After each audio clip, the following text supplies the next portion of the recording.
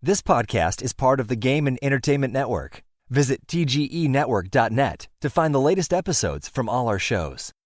It's time for AggroChat, the official podcast of the Tales of the Agronaut blog and stalwart gaming community, where we talk about stuff and things, and the stuff about the things, and sometimes gaming. I'm Belgast, and let's start the show.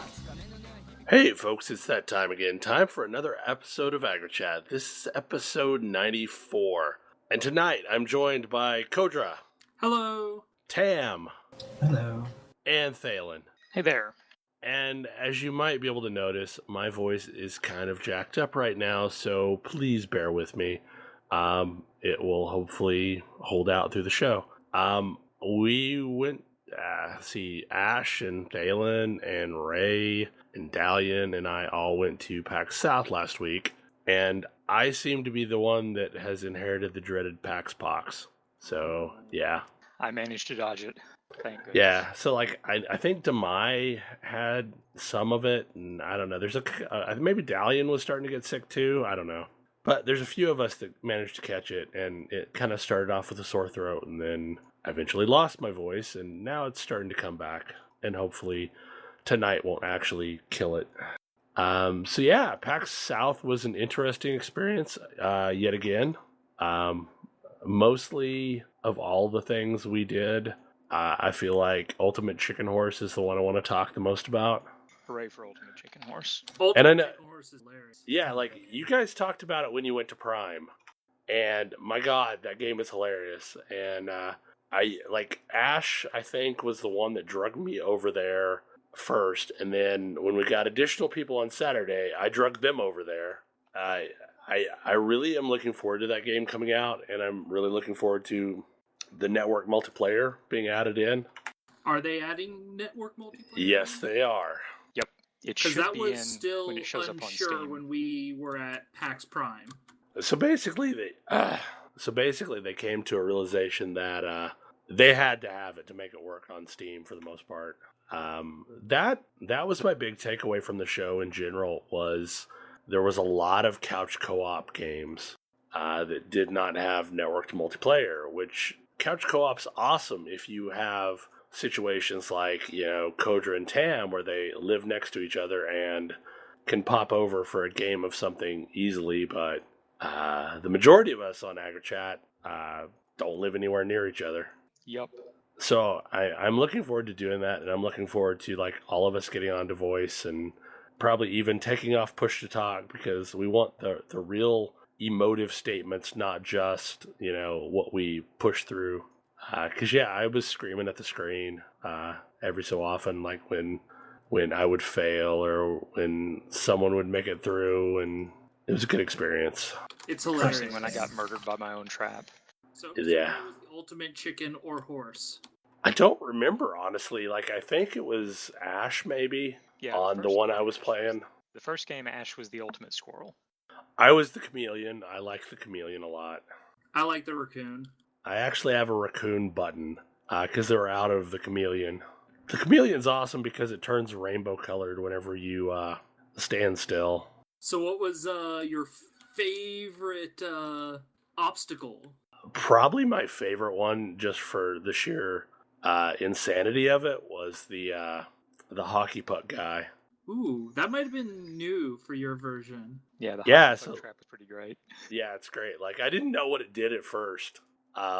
There's a lot of the stuff that I didn't know what it did. Ash said they had apparently added a bunch of stuff that he hadn't seen previously. That's awesome. I'm really glad to hear that, because I really liked what they had, and if they added even more, that's awesome.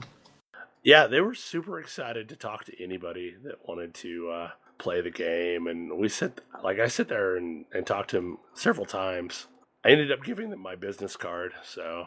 Yeah, there was also a party level that, from what Ash said, it sounded like maybe it was new, where there were basically, it was like strobe lights, where basically rays of light would, cross the arena, interleaved with rays of black, and the black would just block everything out. So it made it much more difficult to see where you were going and where things were and, keep track of everything. Yeah, That so was you had to confusing. avoid an arrow, but you couldn't see the arrow all the time. You just kind of had to guess when it was coming. Oh, that's awesome. Man, it It sounds like was they've added a ton since we tried it. That's really Yeah. exciting. it was a really weird show, honestly, because like from a sheer number of booth perspective, it was larger.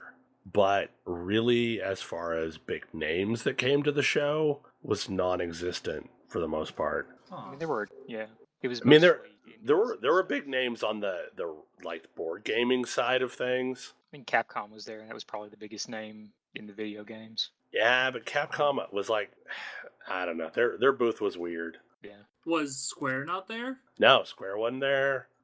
Gigantic wasn't there this year. But yeah, so like it's weird. Like I feel like PAX South is in this state of flux where the first year they had a handful of bigger names, but the total turnout was lower. And then this year the turnout was massive. The sheer number of people on Saturday kind of was too many people for me. Oh.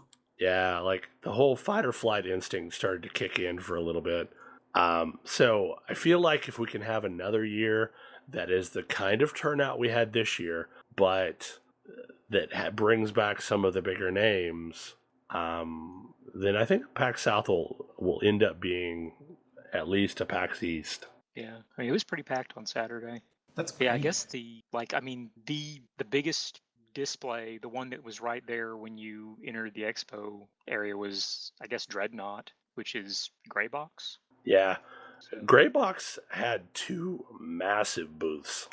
Like for Grey Goo, they were doing a tournament there at PAX South, and they had these two isolation booths, and they would basically pit one player versus another player in the isolation booth, and then people could sit there and watch on a big screen. And I want to say there was at least some kind of a tournament going on for Dreadnought too.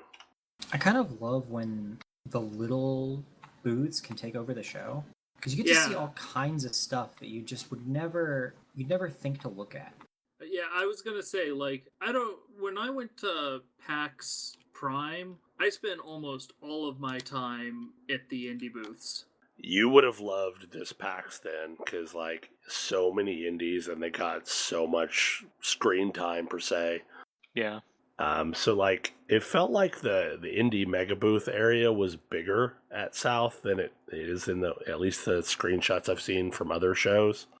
Because they had, I don't know, almost a dozen titles singled out for it in the PAX Rising area. At Prime, they have multiple indie areas.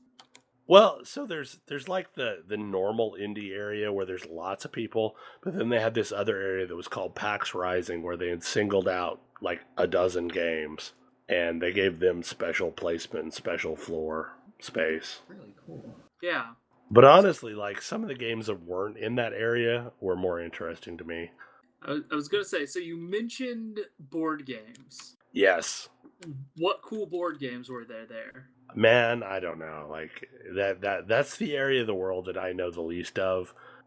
There was this game that we kept trying to play test and never ended up being able to do so. It was the one that Exhale was wanting to play test, which is some kind of a Viking role-playing game, but they use runes instead of dice. Yeah, I grabbed their business card, and of course I don't have it here. But what was rough is it was like an hour-long playtest. Oh yeah. So like you had to get there at exactly the right time, and Yeah. we did drive-bys on it a couple times, and either they were halfway through or had just started. I mean, by the time I got over there on Saturday and looked at the stuff some, they were apparently completely sold out of rule books. So what I apparently thought they was done cool. okay. What I thought was really cool this year is, so last year they had the show floor, and then right in the very back of the show floor was the board game stuff. Well, they took over a whole new area of the convention center so that board games and video games had basically equal place. Like the board game area was as big, if not maybe a little bit bigger than the show floor. Okay, I found it. It's Fate of the Norns Ragnarok, which apparently has actually been around for quite a while. Fate of the Norns first was published in '93. I know Steve Jackson Games was running a couple of tournaments there. They had like a Munchkin tournament going on. As far as what we played, I think the only one I actually got in on was Code Names. Yeah, played a good bit of Code Names. What do you guys think of Code Names? I kind of love it, and I've That's a since gone fantastic out game. and bought it. I'm really looking forward to bringing code names on this retreat I'm going on. Like, it's a really it's a great game that I think anyone can play. Like, it's not there's very board gamerly games, and this is very much a anyone can pick this up and enjoy it type game, I think. Yeah, it's over there with Apples to Apples, Taboo, and things like that. Yeah, where absolutely. It's really straightforward how you play. Yeah. So, There's not a lot of And there complicated isn't a lot rules. of there isn't really elder strategy to it, which I like a lot. There's no like, if you've played it 100 times, you're not necessarily really just going to be better at it. Yeah. Right. yeah. Which for a game that doesn't have progression is, I think, a really strong suit. Right? It's definitely what I look for in board games most of the time. Yeah. It's got all of the right rules for me, though. Like that is like the introduction of the assassin card is sort of that just extra layer that I love to those types of games. Well, and I mean, it's really hard to come up with things that make sense in your head, but at the same time, make sure you're not leaving any potential bombs on the floor that your team might think are what you mean. Because that happened constantly. Like, Yeah. you would think in a certain way, and then someone would think in a completely different way, and you're screwed. Yeah, because at one point Bell had, I know like Rabbit and I think Leprechaun were two of his cards, and he used Lucky as the clue, but Foot was also on the board. And it was a black Yeah. card. Yeah, Foot was the assassin card, and I wasn't even thinking like that. Even So though I somebody was thinking gets Rabbit's Rabbit Foot. and Foot. That's exactly what happened. Yup. Honestly, like, this year, I kind of went into the show without much of a plan, and it kind of backfired on me because I spent a lot of time just roaming aimlessly, which just wore me out. Because, like, there was a good 2.5 hour period on Saturday where I was wandering aimlessly looking for something to do, like basically running laps in the show. So I think next time, like, I need to at least better plan on stuff to do. What kind of sucked was there were no free tables in the board game area after we got done playing Code Names, and we kept trying to go back there and grab a table because they had like board games you could check out and sit there and play. So we're just gonna grab a couple different games and play them, but we couldn't find any openings. Like, every single table was full. And I think you guys eventually went back to your hotel room, didn't you, Thalen? Yeah, we ended up going to the hotel lobby and playing some. But like by 4 or 5 o'clock in the evening, I had kind of reached my critical mass of humanity, and I just needed to run away for a while. Later on, like late that night, some of us went back over there, and there were some tables free, and so we checked cool. out Boss Fight from the available board games and tried it out. It was, or Boss Monster. How is that game? It wasn't bad. You know, we it took a little learning the rules and stuff. It was pretty interesting. Yeah, I've heard a lot about that, but I've never played it myself. Paragon ended up beating us pretty badly. And Ash and I found a board game called Push Fight that was much more complicated than it looked. Well, not complicated. Much more complicated is the wrong word. It is a small board with a grand total of 11 pieces, and it is much more compelling than you might think based on that. Is that the one with the little wooden pieces that Yes. that you It's can like- block and whatever? Block and push, yeah. And it's like Go levels of strategy. I've seen that game, and I really want to play it because it looks Yeah. amazing. We played one game of it, Ash beat me, and then we were like, okay, that required a lot more brain power than we were expecting. We don't have another game in us. It's a gorgeous board too. Like, it's really Yes. minimalistic and simplistic, and but the level of strategy there is insane. I think maybe I watched either Will Wheaton or the Penny Arcade guys play it on a YouTube video is where I first saw it. Yeah, I guess it's actually published by Penny Arcade. I'll have to check it out. It's really cool. I haven't played it, but I've seen it. So how long did you guys spend on at the floor on any given day? Me from 8 a.m. until, I don't know, 4-ish on both days. Okay. Wow. Friday I was there from around 10 to 6 or so, I'd say. And then So- Saturday, like from 10 till around midnight, but with large breaks, for dinner and stuff. I really need to figure out a way to be able to arrive later, because I think it would have been a better experience overall had I not gotten quite so early. But parking was a pain in the ass this year, so I'm telling you, hotel right next door Yeah. makes a big difference. It's a huge difference. Yeah. Hotels are a big difference. well, Honestly, I would have been done at like 2 on Saturday, but I was able to go back to my hotel and rest for a couple hours, and then go back. yeah, I just needed time away, and Yeah. by the time I got away, it was just the whole act of, oh shit, now I got to drive back in. Okay, I'll just chill out here for a while instead. Yeah. But I found some amazing Chinese food. Like, this is primo Chinese that I would go. Like, I would go back every year to this place because they had this really varied menu, and they had pad thai at a Chinese restaurant, and it was really good. And it was like 2 doors down from our hotel. That's pretty awesome. Sweet. Knowing where the good restaurants are at a con is super valuable. That was one of the hardest parts about PAX East was the convention center when they moved it to the one that could actually fit everybody was like so far away from anything except expensive, kind of terrible food, or not necessarily terrible, but just overpriced. Yeah. And so you really had to it was an effort to go eat. I gotta say, having Paragon there helped. Does he know Yeah. the area? Well, he's kind of I guess he got taken to a bunch of places last year, and Rosario's was amazing. Yeah.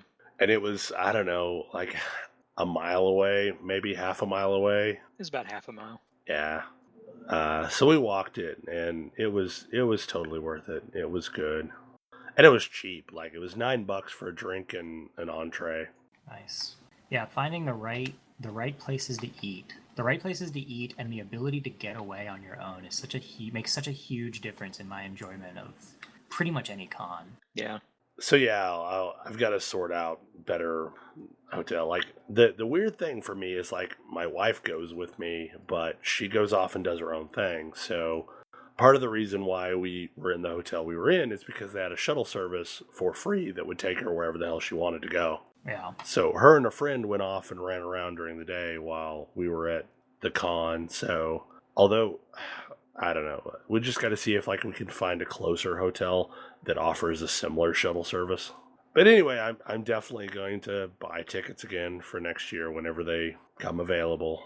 This will be basically my PAX. It's the only one that's reasonable for me to go to, really. I don't know if I'll be able to go next year, but hopefully the year after. I definitely know the feeling about my PAX. That was East for me when I was living over there, and it was so great having that there.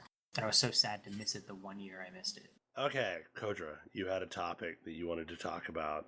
Well, first, yes, I do have a topic, and PAX East was not the only convention going on last weekend. I went to Grand Prix Vancouver. And how did that go? How did that go? Interesting. I almost made it to day 2. I lost my win and end game. Basically, if you have only 3 losses at the end of day 1, you get to go into day 2 and go into some drafts and try and fight for the actual prize pool. I did not do. I went 5-4 with a pretty mediocre pool. It was a sealed event, so we each got 6 packs to build our decks from, which is not my favorite way to play, but it's better than constructed for me because I don't have any constructed decks. I was still like, I did not open a pool that had any decks that really spoke to me. It was also my first time doing competitive level rules enforcement in Magic, which I was super nervous about. But it ended up not actually being a problem at all for me. Mostly because I think in Magic. So let's preface this. 2 Gen Cons ago, or not this last Gen Con, but the previous Gen Con, I was in the national championships for My Little Pony, the card game, and that was an utterly miserable experience. And I quit My Little Ponies altogether after that tournament. So I kind of had been joking that I would either I was looking forward to hating Magic forever after this tournament, but I think just because of the way Magic and My Little Ponies are very different games, that wasn't like competitive levels rules enforcement wasn't a huge problem for me. Like minor mistakes won't lose you the game like they will in My Little Pony. But I went 5-4, was doing okay. It was kind of bummed. Day 2, I did a side event, 1 draft, and I got probably the best pool I'll ever get in this format, and went 3-0 and won 20 packs. So I was super excited about that. But this is so you guys went about 8 hours each at PAX, right? Yeah, about. I showed up on day 1 to this tournament at 8:30 is when the doors open. I had to be there by 9. Was like that was when I absolutely had to be there by. And I did not leave until 9:30 at night. Wow. And there were no breaks for lunch or dinner. That sounds Wow. terribly run. Ugh. Like So- straight up, that sounds terribly run. I mean, this is how all GPs are run. That sounds terrible. It is an endurance grind. Like, there is a food stand in the corner that if you finish your matches early, you can go eat at. Wow. Yup. Like, for me, honestly, I'm just not in the shape that I was when I went last year to PAX South. So that was the thing that killed me. Like, over the course of the weekend, according to my, wrist monitor thing, I walked 25 miles. Mm-hmm. And that was what killed me, not the being there at the con necessarily, but man, that sounds miserable. It was intense. So, like, they have to get to do a GP. It's 9 rounds day 1, 9 rounds day 2. So it's a long haul. And I mean, realistically, at the absolute best, you can finish a round of Swiss in. So there's a 50-minute time limit per round. But at the end of time, each if there's a game that's still in progress, there's a 5-turn limit until the game ends in a draw. And with that, that'll take about, so realistically a round is going to last about an hour and 5 minutes. And then you have to process all of the results and post all of the net pairings for the next round. For the most part, rounds were lasting anywhere from an hour and I think I saw the longest be an hour and a half to about an hour and 15 minutes. It was a thing. I guess the ultimate question is, did you enjoy yourself? I had a lot more fun day 2 than I did day 1, but that's because I was drafting instead of playing sealed. I still like Magic. I am not done with this game forever, which is, all I could really ask for. Oath of the Gatewatch is a really interesting limited format.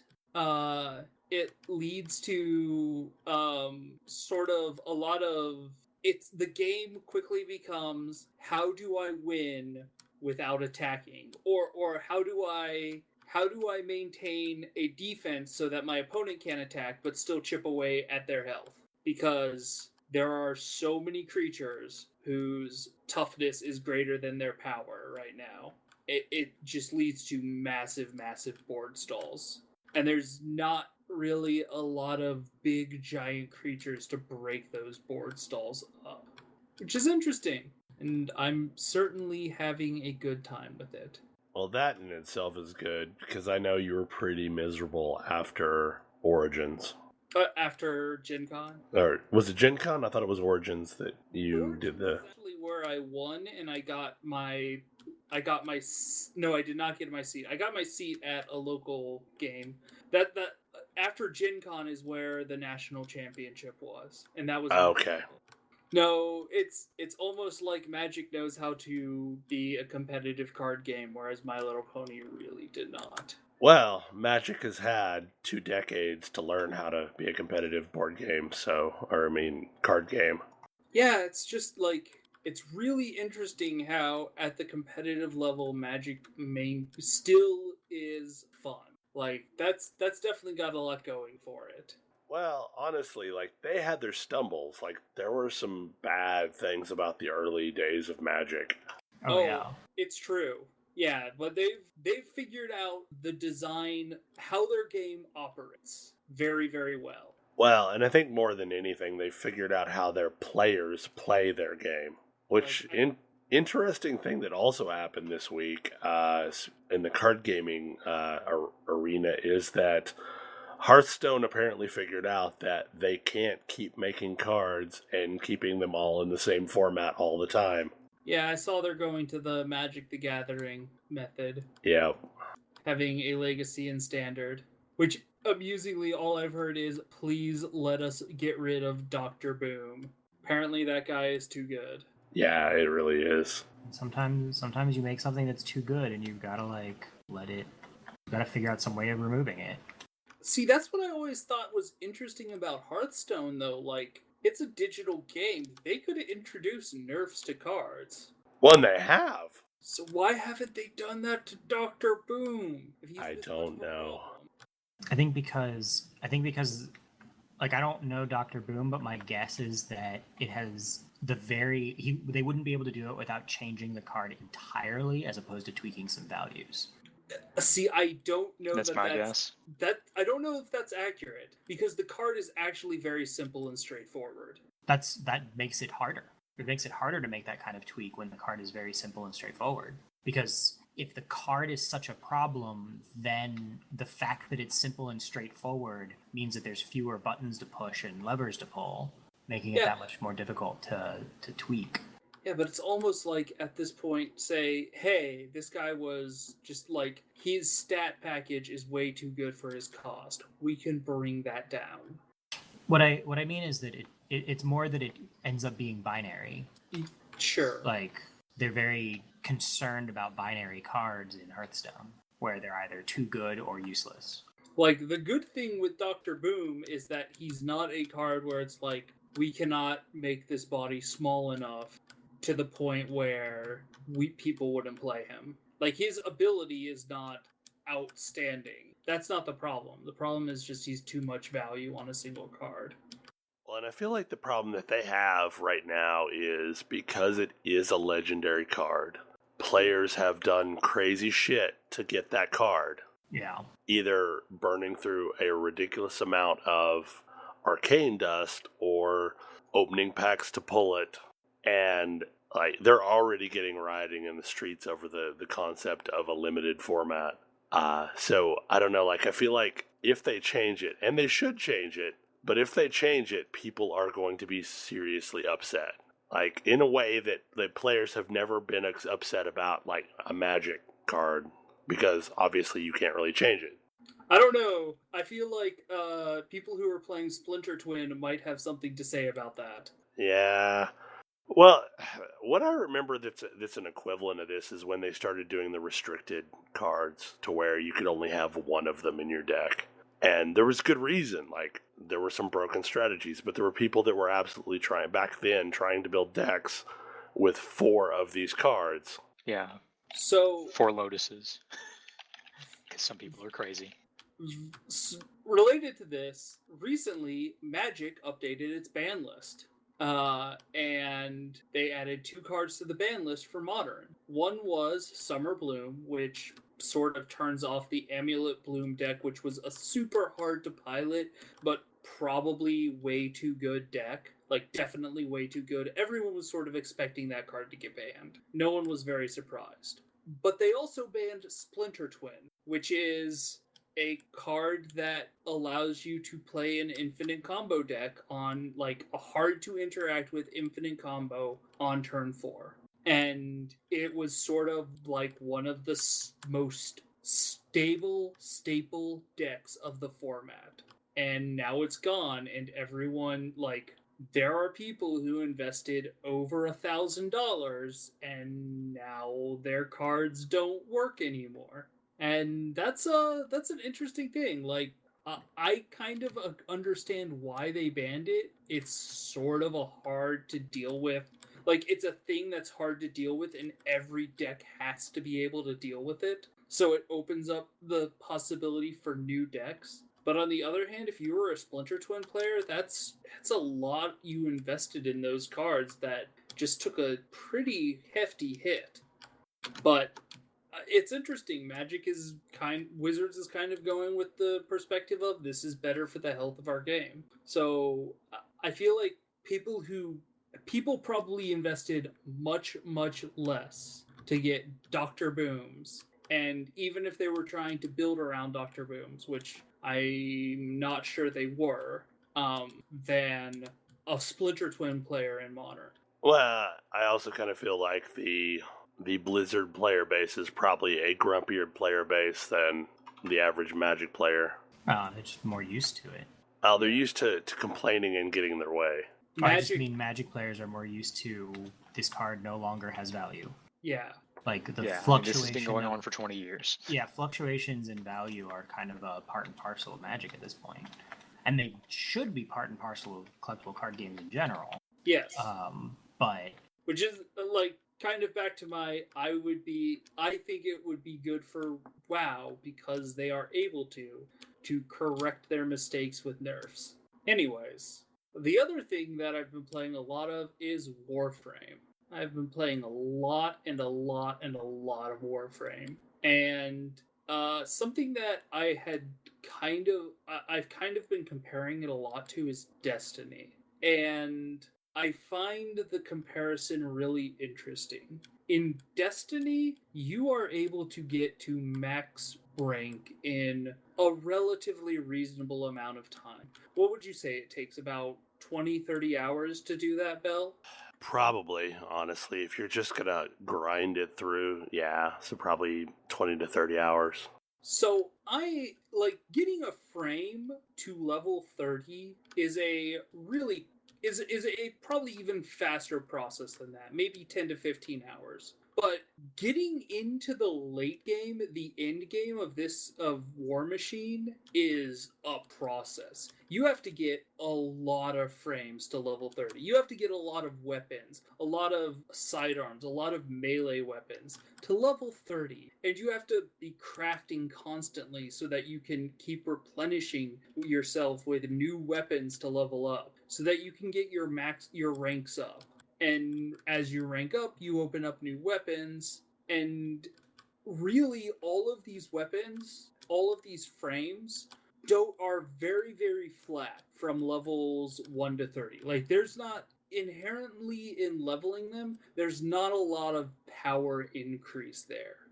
But all of these items are moddable with mods that you get as drops that you can also level up by breaking down other mods. And that process is really, really slow. Like, I've probably been playing this game for 50 to 60 hours, and I still am, like, feeling way behind the curve. Like, we did our first sortie this week, and that was just an exercise in futility. it's really We died so much. It's really worth noting though that like the sorties are the really top end stuff. Yeah, they are Like end they're game. not. They're not like you know, the next step. That's what we did, was jumping into, I don't know, whatever the most recent WoW raid is, freshly Well, upon what hitting we max did level. was we jumped into Vault of Glass after having played this game for about 60 hours. Right. And jumping into Vault of Glass after you've played the game for 60 hours is a totally reasonable thing to do. Oh, that was not my experience with Destiny at all. Well, okay, so they fixed a lot of that. Realistically, like, once I got to 290 light or so, I was perfectly viable to go into the King's Fall raid, which is where you fight, dude, I'm forgetting the name of right now, Oryx. So yeah, I mean, like, it's perfectly reasonable to drop into a raid after, I don't know, probably 60 to 80 hour investment. I mean, I guess sort of what I'm getting at is that there is a tier of content in between what we've been doing and Vault of Glass. Like, no, I 100% there's a Vault agree of with Glass. you. There's a Vault of Glass that we're not doing, and this is the harder than that. Oh, is there? Yeah. Yeah. Like, and I absolutely agree. There's a bunch of tiered content. So what I was originally getting at is what I love about Warframe is the stuff that I get from that mission when I'm not going to say my very first mission. Once I get out of the tutorial, the stuff I get from that is relevant to me when I am level 50. When I'm trying to get into that Vault of Glass area, because those are all mods that I have broken down and put into my mods. Like, there's no dead drops. Like, in Destiny, I got a weapon and was like, oh, this is cool, but I don't care about it because I'm going to replace it with an end-game item. That doesn't really happen in Warframe as much. And I think that's honestly why I don't like Warframe as much if we're comparing the two of them. Because I like it when I'm constantly changing out gear and, like, swapping stuff out on a regular basis.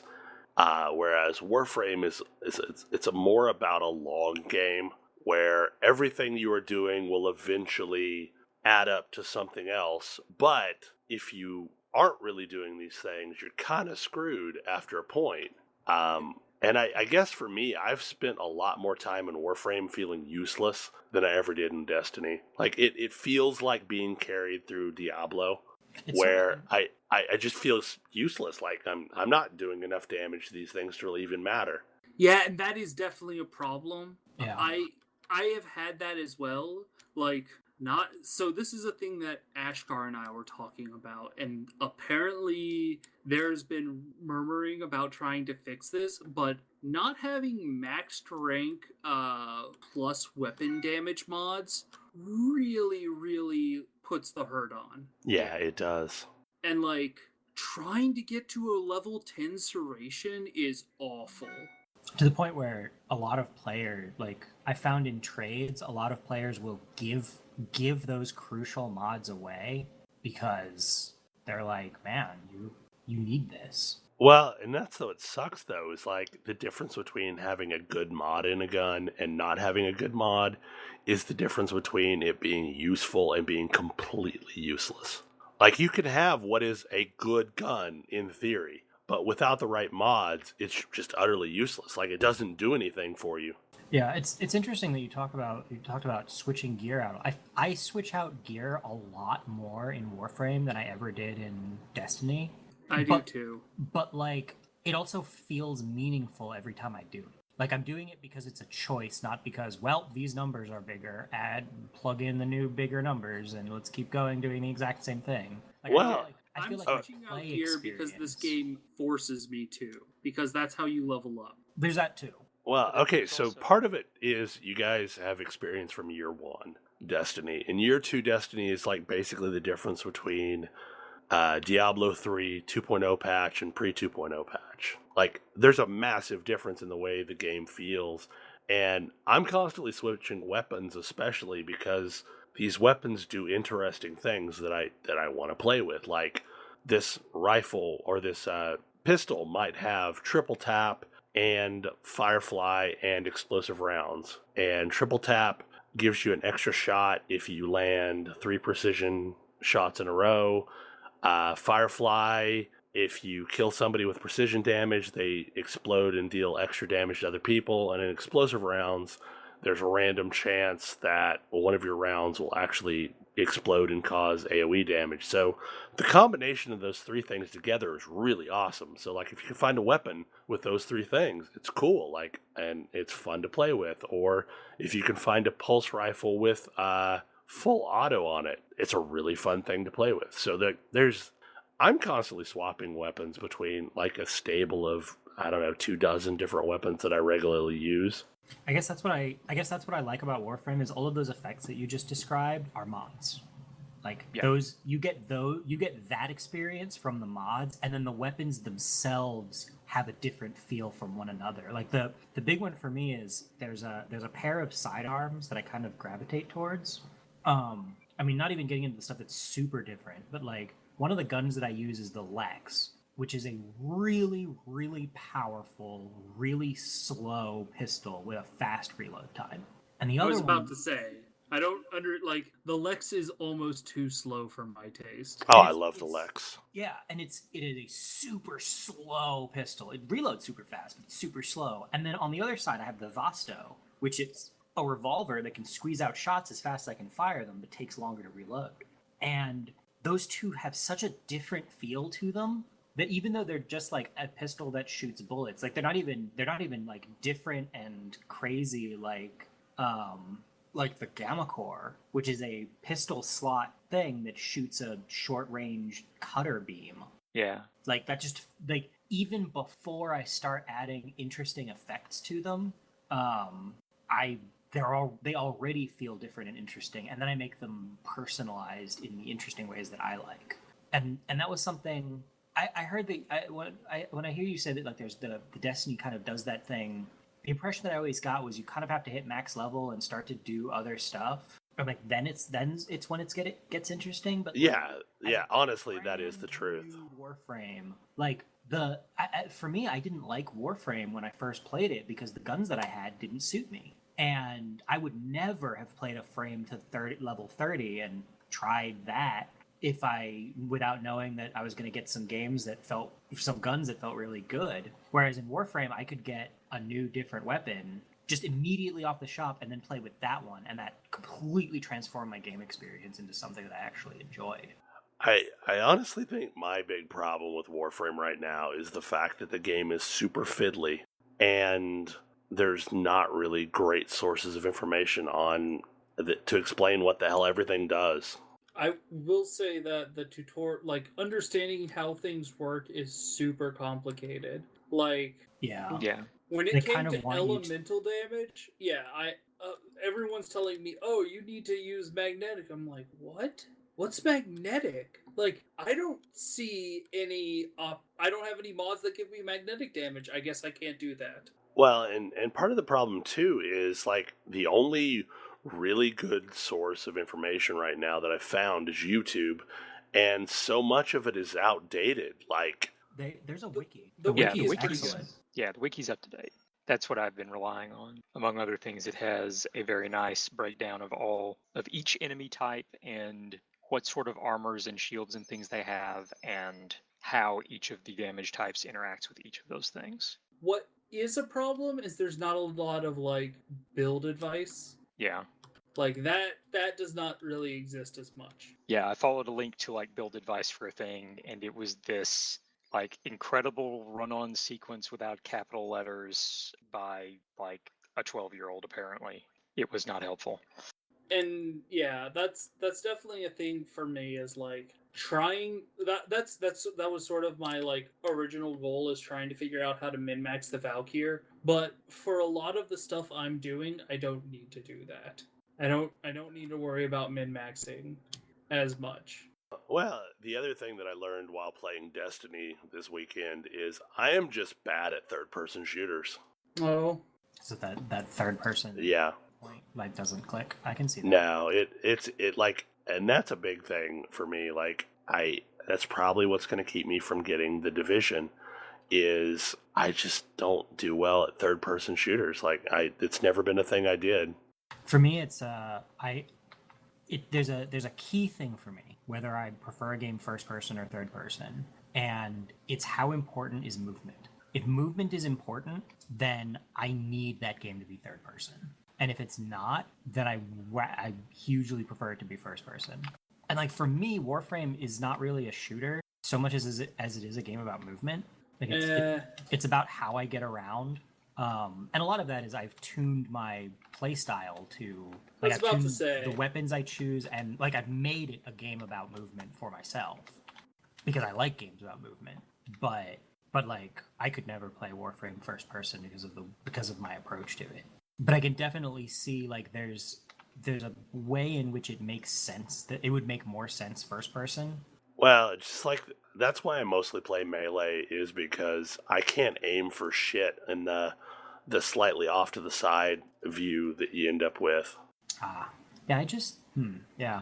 I had the same problem, honestly, with ESO. Like, it took me a long time to get used to fighting off to the side, and it still, to this day, kind of bugs me. I mean, I've never played Gears of War, and I've never played any of the games like that really popularized that style of play, so it's mostly just something that I struggle with personally when a thing says it's a third-person shooter. It was something I had trouble with Defiance. Because like I thought I would like Defiance, but yeah, it was just weird to me to play a shooter that way. I can see that. It's just a different, yeah. And I played so many stealth games, and so many stealth games give you the third-person view. I'm just used to it now. Yeah, definitely. Well, and you guys have also played a lot of the Mass Effect multiplayer. Yeah. Although, perhaps ironically, I sort of would prefer if Mass Effect multiplayer was first person for the most part. Because it's not about movement. Like movement is a generally kind of small part of that game's multiplayer. But like much as I love Mirror's Edge multiplayer would be a nightmare, and I would hate it. Like first person movement based parkour, oh god, I would go nuts. Even though I'm super excited they're making another one. I'm also super excited they're making another one. Even if it is removing my favorite player fantasy. I'm the only one who liked that feature, apparently. Which feature is that? The disarm people and shoot them? Yes. The guns in Mirror's Edge. Like, everyone, like, they announced, oh, we're getting rid of the guns. We're just gonna have, like, melee. And everyone was super excited. And I was like, oh, I loved that. Yeah, you might be the only one. Well, to be fair, I really liked the feel of stealing guns, and then it was after that I thought was miserable. There was like you liked the what? The moment where you disarmed somebody felt really good, and then everything after that moment, while a gun was in your hands, was miserable. See, well, that's why you kind of like minimize it. Like you're really powerful at that moment. Like, you have a really strong ranged attack that will take down enemies really quickly, but you're not very agile. So you use that gun immediately and then get rid of it. Yeah, but it turned the game into a game of just going from gun to gun, because that was the most powerful you could be. And I think that was the general frustration, was like playing optimally involved not doing the stuff that was fun. I don't know. I felt like often it was very important to be agile for most of the times. Interesting. But yes, I understand I'm alone in my love of those mechanics. I guarantee you there's somebody on that dev team that's like drinking a scotch being like, they ruined it. They ruined this game. Not the only one. Yeah. Someone's there. Someone who fought super hard to keep guns in. Yeah. Or maybe that wasn't even involved in the second one. That was some dev's masterpiece. All right. Well, I see we have somebody who wants to talk about Final Fantasy Explorers. So I picked up this game because everybody was talking about it at PAX South, or like talking about playing it at PAX South, I guess is more accurate. And I've put like, I don't know, 10 hours or so into that game now. Just like, it's on my DS, so I just load it up before bed and muck around with it for a while. And I can't help but feel like I'm either missing something or the game is just really slow. I don't know if anybody else has played it. I have not. What is the premise of this game? So it is Monster Hunter as done by Final Fantasy. Interesting. So like you go out into you're sort of based in this town, and you go out into the Final Fantasy, this yet another Final Fantasy world. Mm-hmm. And like the premise is that you're exploring this world to get access to crystals because it's a Final Fantasy game. Because Sure. crystals. And you can it's got the job system, so you can kind of take on this job. You have a bunch of abilities and basic attacks, and you're kind of, I don't know, how familiar are you with Monster Hunter? Like Monster Hunter has you go out and hunt monsters from this town, and you're kind of doing the same thing. You've got these quests that people need you to do, and you go out and do these things, and you level up, and you unlock more currency to then unlock more abilities, like the classic Final Fantasy job abilities. Mm-hmm. And like you can kind of mix and match them to some degree. Is this like Final Fantasy: The Ultimate Skinner Box? Like, it sounds like a lot of grinding. It is. I haven't decided if it is or not. Like, it kind of feels like it is, but it also, it feels like I have played a bunch without making a lot of progress, but I don't know if that's the same as I'm grinding, because I'm not like, oh no, I've got to do all of these things. Well, it seems to be really good at presenting these little vignettes of play. Like, so no one of these things that they tell you to go do takes that long. Like, it's just go off and do this thing for a bit.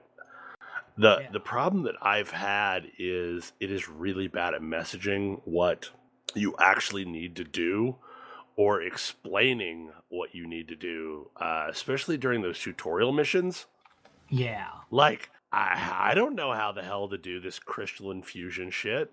Yeah, but it has the problem of there's a dude in town with a menu of like 300 entries that you can ask him about, and if you read all 300 of those entries, he'll explain how the game works. Well, but even then, it doesn't exactly explain. Like, it tells you you're going to do this thing, and then eventually you're going to be able to do this other thing, but it doesn't say how long you should keep doing this one thing before you can do the other thing. Yeah. And the answer is a really long time. Just keep doing it over and over and over until finally it works. Which makes me question the importance of that ability in the first place, since no fight seemed to last more than, a few hits. Yeah.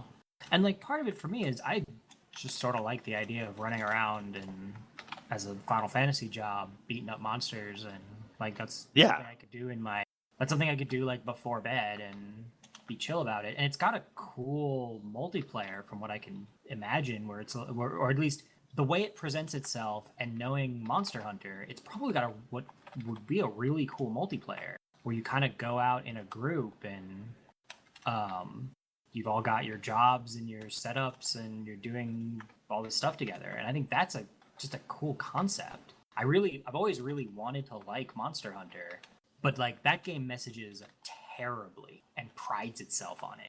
Well, and the benefit of this game is it's still using some of the abilities that you recognize. So, like, you've used these things in other Final Fantasy games, so you know what it does. And it's really cool, and it has these really cool things where I can be like, oh, I cast Cure, and Cure has an AoE around it when I'm casting it. And so if somebody's standing in that AoE, they get cured too. And it's got a very like Crystal Chronicles feel to it to me, but more elegant.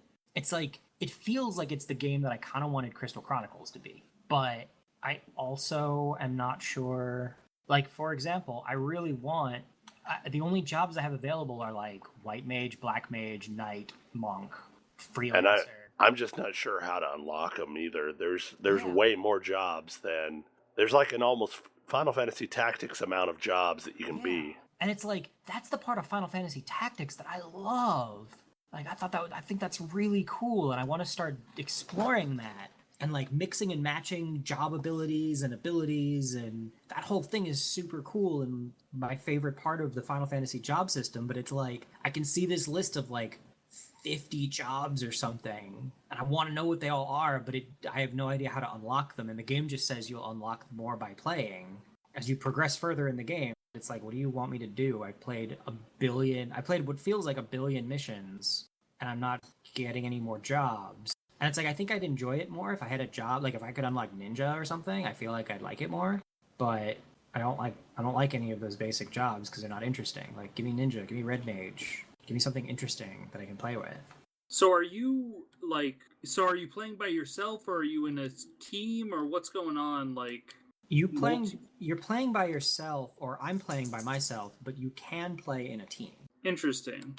And that seems like a really cool multiplayer setup where you're running around this, at least the missions I've done would be kind of trivial with, a small number of people, but right now you're only got these jobs and you're not really interested in any of them.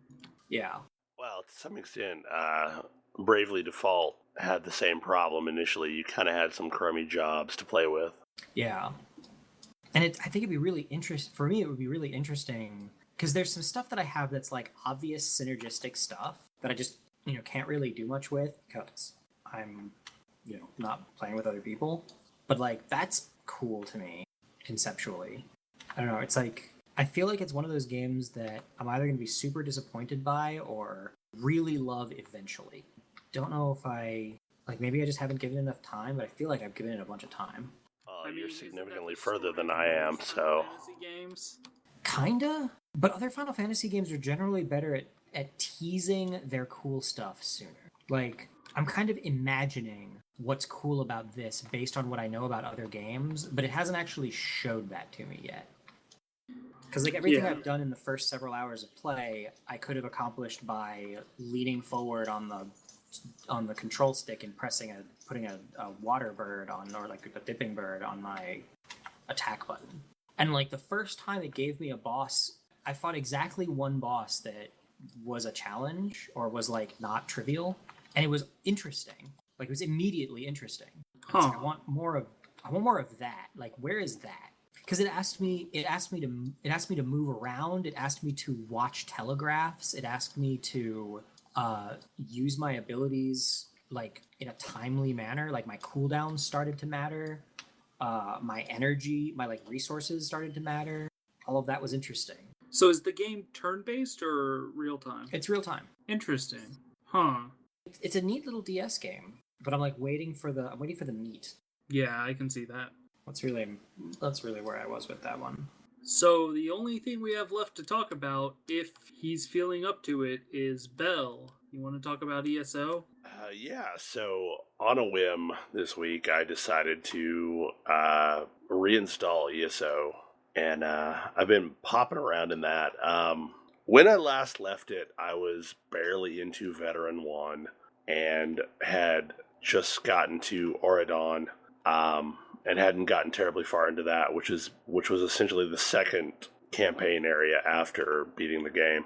And honestly, what killed it for me was it just felt like I wasn't making any progress.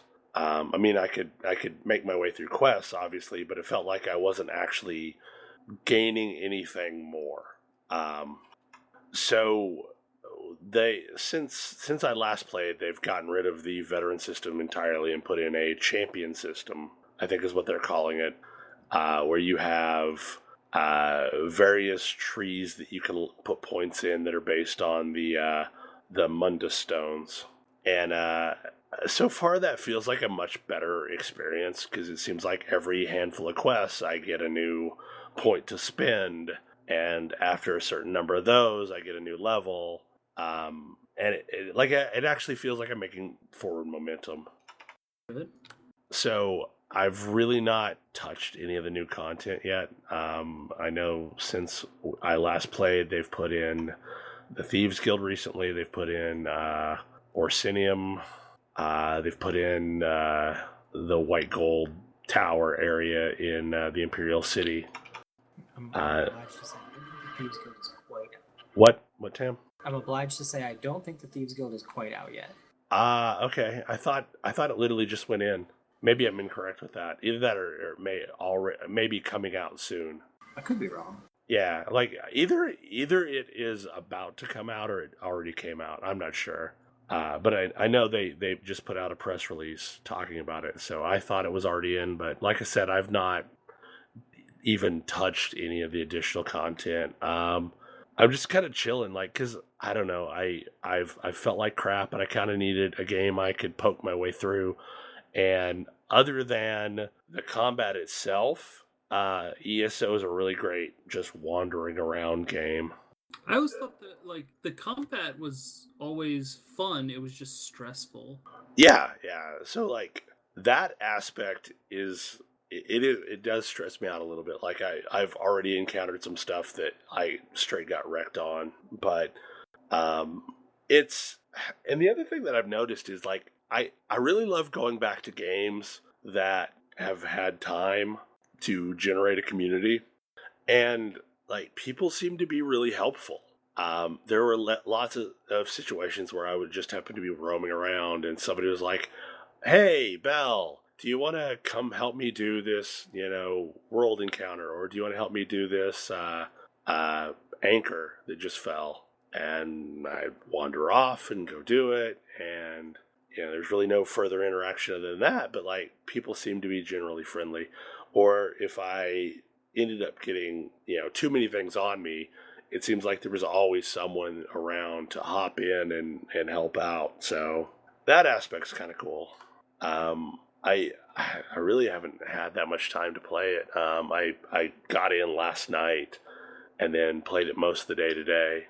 But I gotta say, like I'm enjoying myself. Like I feel like there's been enough time that's moved on past when we were playing it. And honestly, like I think part of what hurt my long-term experience with that game was just how much we played it before release and how seriously I took the bug testing in that game. Like I played it in a different way than I normally play MMOs. Like I was super serious about, bug noting everything. And after playing that for a period of time, like in that mode, it was kind of weird to play it for real. Yeah, I can see that. But mostly I'd really like to get through Aldmiri and, into Ebonheart. And it feels like I'm actually moving forward now, whereas the old veteran levels didn't feel like I was making any progress. Like it just wasn't. You couldn't even see the needle moving on your veteran level. And I also may or may not have hooked up ammo and Solaria with the game. Oh, sweet. So they're in the process of downloading it. It is a painful download. Like it is a really painful download. I started it yesterday at 1 p.m. and it finally finished up about 8 o'clock. And what you need to know around those figures is I have an AC band router and an AC band wireless card that is connecting currently at 650 meg per second. Like that's what that AC was running at, like when you bring it up. And my internet connection for the house is between 150 meg down and 200 meg down. So like I have a really fast internet connection, and it still took 7 hours to install. So I don't know if they were just being deluged with people hitting the servers or what, but man, it was a painful install. But all in all, I think I'll have some fun for a while. I've just been in this weird place where I didn't know what to play. I've mostly been playing a lot of Diablo 3, and I was kind of looking for something else, and nothing really sounded like something I wanted to play. So on a whim, I downloaded it, installed it, and I'm enjoying myself, so that's a positive. I still think that game has the best crafting system I've had in any game I've played. ESO? Yeah, ESO. Because actually there's a couple other people that apparently have been back recently as well, and they were just commenting about that today, how this is like the first crafting system they've really played with where you can like live off crafted material. Like you don't have to be crafting stuff below your level. You're actually crafting stuff that's actually usable. So I don't know. I have no idea how long I'll actually play. Because God knows I don't seem to be sticking with anything for any length of time right now, but I'm enjoying myself, so I'm sure I will talk more in the coming weeks with my experiences. Cool. Anyway, anybody have anything else we want to talk about before we wrap things up? Don't think so. Okay, well, thanks to our listeners for bearing with my voice tonight. I know it's bad, so hopefully by next week it will be back to normal and life will be good, and I will have finally kicked this PAX pox in the ass. But anyway, as always, you can find all of us on AggroChat.com, and all our wonderful social goodies are there too. And we will see you next week. Good night. Good night. Good night. Good night.